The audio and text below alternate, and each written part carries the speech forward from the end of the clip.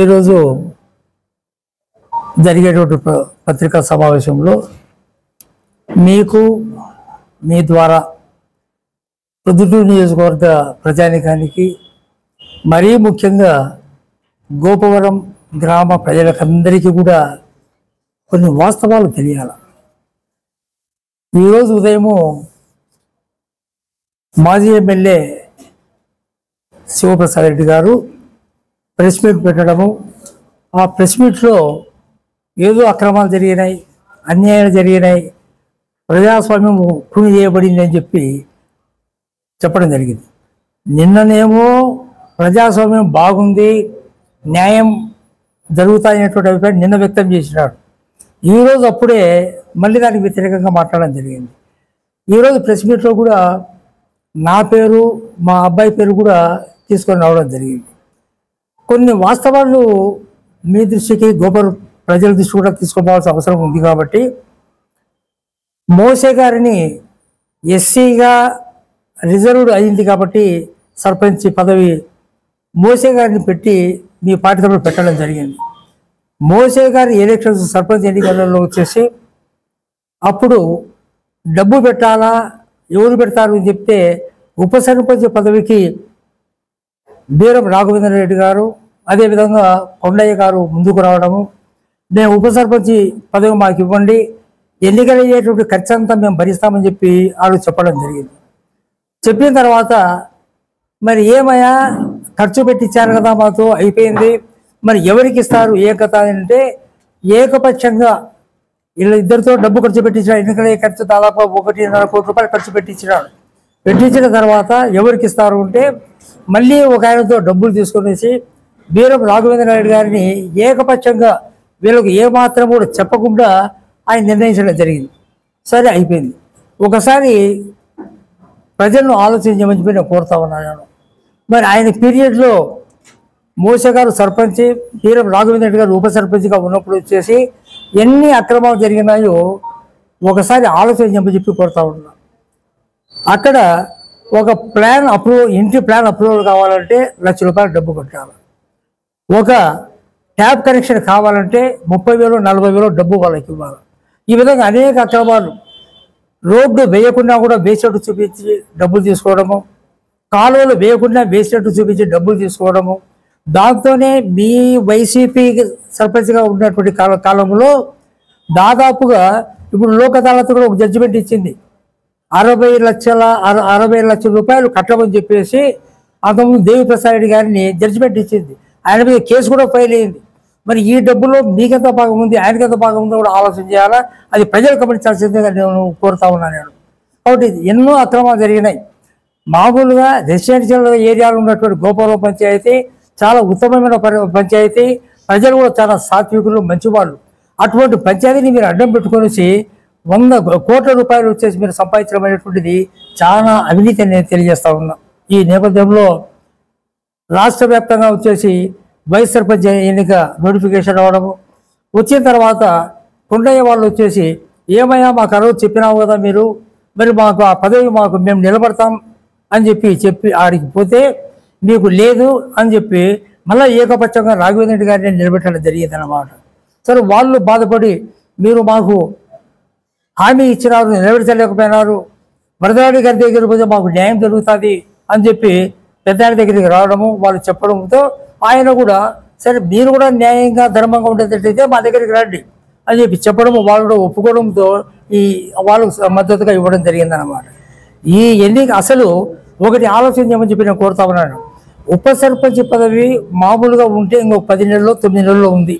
మరి ఇంత 9 నెలలు 10 నెలలు ఉండేటువంటి పదవికి వచ్చేసి లక్షల రూపాయలు ఖర్చు పెట్టాల్సిన అవసరం ఏమైనా ఉందా? ఖర్చు పెట్టి ఏ పొద్దున్నా కూడా ఉప సర్పంచ్ పదవికి క్యాంపులు పోయిన సందర్భాలు ఉన్నాయా?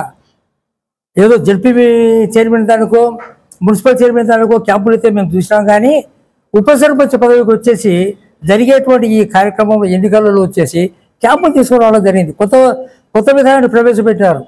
అది కూడా ఎంత ఒక్కొక్కరికి 3 లక్షలు 4 లక్షలు 5 లక్షలు నీకు ఎంత కావాలో చెప్పు, మా ఎంటబడి క్యాంపు రా. ఈ ఎన్నిక కేవలం వచ్చేసి డబ్బుకు న్యాయానికి మధ్య జరిగేటువంటి ఈ ఉప ఎన్నిక.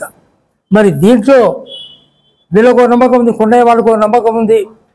ఆ పార్టీలో ఉన్నా కూడా వార్డు మెంబర్లు ఎవరైతే ఉన్నారో న్యాయం వైపు తప్పనిసరిగా మాకు సపోర్ట్ చేస్తారు అనేటువంటి ఒక ధీమా ధైర్యంతోనే వాళ్ళు కూడా పోటీ చేయడం జరిగిందన్నమాట.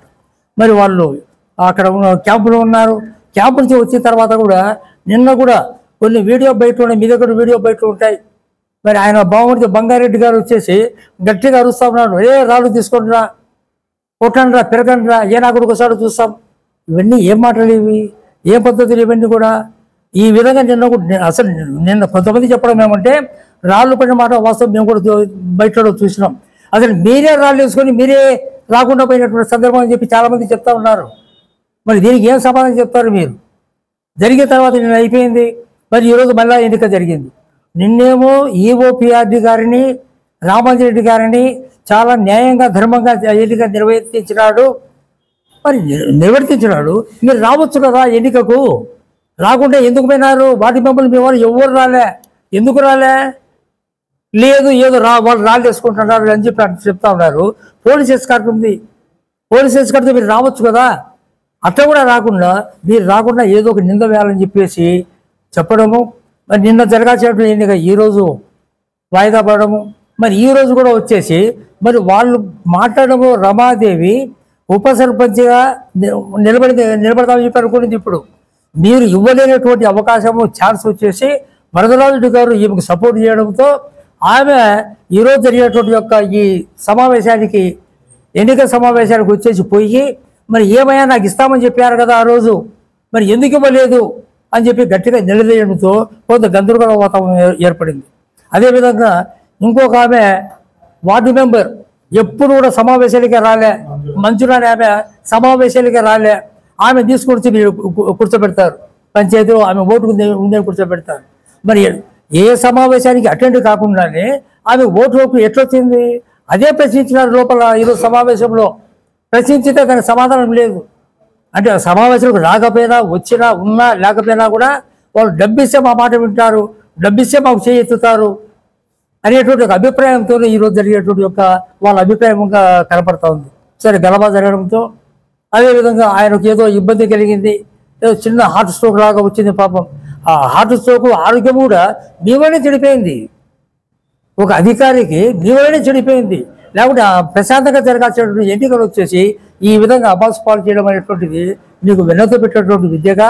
అదేవిధంగా గోపారం ప్రజలందరూ కూడా ఒకసారి ఆలోచన చేయమని చెప్పి, ఎవరి పీరియడ్లో ఏ విధంగా జరుగుతుంది, ఎవరు అక్రమాలు జరుగుతూ ఉన్నాయి, ప్లాన్ అప్రూవల్లో ఎన్ని లక్షల రూపాయలు కాల్ చేస్తున్నారు, ట్యాప్ కనెక్షన్ ఇవ్వడంలో ఎన్ని జరుగుతూ ఉన్నాయి. అసలు ఇంకొక పెద్ద తమాషైన విషయం ఏమిటిదంటే, ట్యాప్ కనెక్షన్ ఎవరైనా కావాలని పోతే డబ్బు తీసుకోవడము, ఆయన కనెక్షన్ ఇవ్వడము. ఈ డబ్బు మామూలు తీసుకున్న డబ్బును వచ్చేసి బ్యాంక్ అకౌంట్లో, పంచాయతీ అకౌంట్లో బ్యాంకులో పే చేయాలి. బ్యాంకులో పే చేసినట్టు బ్యాంక్ రసీదులు కూడా క్రియేట్ చేసి, బ్యాంక్ సీళ్లు వేసి, బ్యాంక్ మేనేజర్ సంతకాలు చేసి ఆ కన్జ్యూమర్కి ఇవ్వడం జరిగింది. ఆ కన్జ్యూమర్ ఏమనుకుంటాడు, అతను నాకు ట్యాబ్ వచ్చింది, రసీదు ఇచ్చాలని అనుకుంటారు. అవి ఫేక్ సర్టిఫికెట్లు, ఫేక్ రసీదులు. మరి ఇటువంటివన్నీ కూడా ఒకసారి మీరంటే నిజాలు చెప్తారో లేదో నాకైతే తెలియదు, అన్ని అబద్ధాలు చెప్తారని చాలామంది చెప్తూ ఉంటారు. ఒకసారి మీ దగ్గర ఉన్నటువంటి బీరం రాఘవేంద్ర గారిని అడగండి ఒకసారి, మరి ఈ విధంగా జరిగినా లేదు ఒకసారి మీరు క్వశ్చన్ చేయండి. మరి దాని మీద కూడా ఒక ఎంక్వైరీ కూడా జరుగుతుంది. అంటే ఎన్ని ఫేక్ సర్టిఫికెట్ల మీద, ఫేక్ రసీదుల మీద ఎన్ని ట్యాప్ కనెక్షన్ ఇచ్చినా కూడా ఒక ఎంక్వైరీ జరుగుతుంది. ఆ ఎంక్వైరీ కూడా తేలుతుంది ఆటోమేటిక్గా. తేలిన తర్వాత ఎవరి హయాంలో జరిగిందో వాళ్ళకు కూడా తప్పనిసరిగా శిక్ష పడే అవకాశం అయితే ఉంది. కాబట్టి ఇన్ని అక్రమాలు జరుగుతూ ఉన్నాయి. ఇన్ని అక్రమాలు జరిగేటప్పుడు వచ్చేసి వాళ్ళు రాళ్ళు వేసినారు, వీళ్ళు రాళ్ళు వేసినారు, మాకు మాకు ఎక్కువ వార్డు మెంబర్లు ఉన్నారు, మేమే రండి, మీరు వార్డు మెంబర్లు తీసుకొని రండి. ఈరోజు ఎన్నిక జరిగింది, నిన్న జరిగింది, ఈరోజు జరిగింది. రాండి, కూర్చోండి, మెజార్టీ చూపించుకోండి, చేతులు ఎత్తించుకోండి, వైస్ సర్పంచ్ కాండి. ఎవరు వద్దన్నారు? ఎవరు వద్దరులే. కానీ అనవసరమైనటువంటి అబద్ధాలు చెప్పి అవాకులు చవాకులు చేసి, మరి ఇవన్నీ కూడా అంతకుముందు ఈ మెంబర్లు కూడా ఒకసారి మీరు కూడా గతాన్ని ఆలోచన చేసినట్లయితే ఈ వార్డు మెంబర్లంతా కూడా అప్పట్లో ఏకపక్షంగా వైసీపీ గవర్నమెంట్ ఉంది కాబట్టి నామినేషన్ అవతల నామినేషన్ వేసినా కూడా దాన్ని చించి కొంతమందిని అడ్డం పెట్టుకొని మీరు యునానిమస్గా ఎన్నిక కావడం జరిగింది. అది మీకు తెలియదా? అది మీ దగ్గర ఉండేటువంటి వార్డు మెంబర్లకు తెలియదా? ఈరోజు వరదరాజుడు గారి దగ్గరికి ఎవరైతే వచ్చినారో, న్యాయం చేయమని చెప్పి వచ్చినారో వాళ్ళకు న్యాయం చేసినటువంటి ఒక ప్రక్రియ వరదరాజుడు గారు చేపట్టడం జరిగింది. వాళ్ళకు న్యాయం జరిగిందని చెప్పి మేమందరికీ ప్రజలకందరికీ తెలియజేస్తా ఉన్నాం మేము.